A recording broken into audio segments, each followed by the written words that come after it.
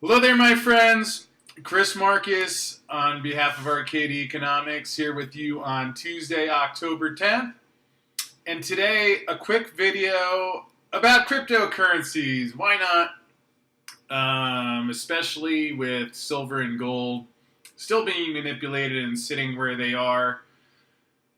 I say it's actually fortunate that there are at least a few other things worth looking at. Again, I come from the standpoint that for basically the last decade, have been talking about gold and silver, the benefits, why I think they're going exponentially higher at some point in time.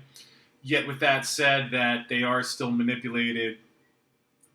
What's been interesting this year, obviously, about the cryptos, is we've seen a lot of the price movement, again, that you would expect in assets that represent some sort of hedge against paper currencies, which are continuing to be printed.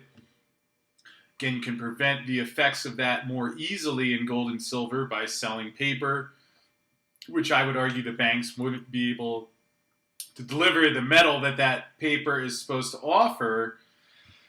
So, again, and I know this is some of the things where a lot of the hardcore gold and silver guys just look at cryptos and say this is a bubble, it's nothing, whereas gold and silver represents money. My response to that, again, I say this as someone who's been a hardcore advocate of gold and silver. Yes, they represent money. Yes, they have a long track record of representing money, and it's possible that we go back to that. In the end, though, I think what's helpful is that I don't know whether we're going to go back to a gold or silver standard. I don't know whether we're going to one day have some sort of currency that's backed by gold and silver. Because yes, well, it makes sense to me, and I can see the patterns, and it makes sense to all the people who've been buying gold and silver. I think that due to the amount of dollars that have been printed and the actual demand for gold and silver, that they will continue to increase. I think they're incredibly undervalued because of the manipulation due to what they would be in a freely trading environment. So that part I completely agree with. At the same time, what is instructive and useful is to look at places such as Venezuela, where currency breaking down, and what are people going to are the cryptos, which now if you want to argue which is the better logistical fit for money and say that's gold and silver, certainly I think there's credence to that argument. Although at the same time, if you want to look and see, well, what are people actually using? And also in today's technological culture where we swipe a card, again, there is some logistical issues of gold and silver. Are you going to be sending silver coins in the mail back and forth, chopping off? I mean, if silver, let's say silver does go to $50, $100, $200, and you want to buy a pack of gum or a slice of pizza, are you going to be shaving a piece of the coin off versus the cryptos offering something that is a little more logistically feasible, and we're seeing that being adopted where, again, as a silver advocate, I think within the silver community there's a lot of adoption, and I'm encouraged by the crypto, the Andrew Maguire's bullion coin, and you hear of other cryptos backed by metal. So I think there's room for both. Now, what serves as money? I don't think anybody knows that for sure. I've given you some of my guesses and logically where I see things going. Yet, perhaps one of the things that, in this debate, are crypto is a bubble, is there anything backing this? What continues to stand out to me is, yes, the currency aspect, and that it can't be, there's a finite amount. All on board with that. Although, as I've been thinking in these past couple weeks, is it worthwhile to increase the amount that I have invested in the cryptos? What's stunning to me is, again, seeing the actual application value, that it's not just a bunch of guys coming up and saying, here's our token, come buy it, it's better than the dollar.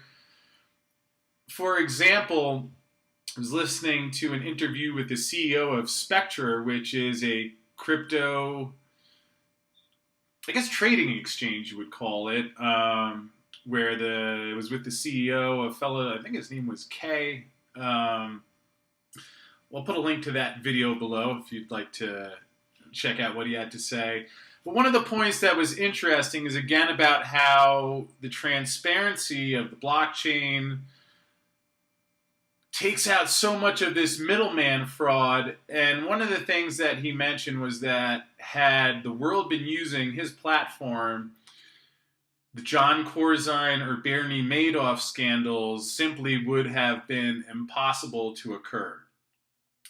Now, does his platform really guarantee that? Is that the solution?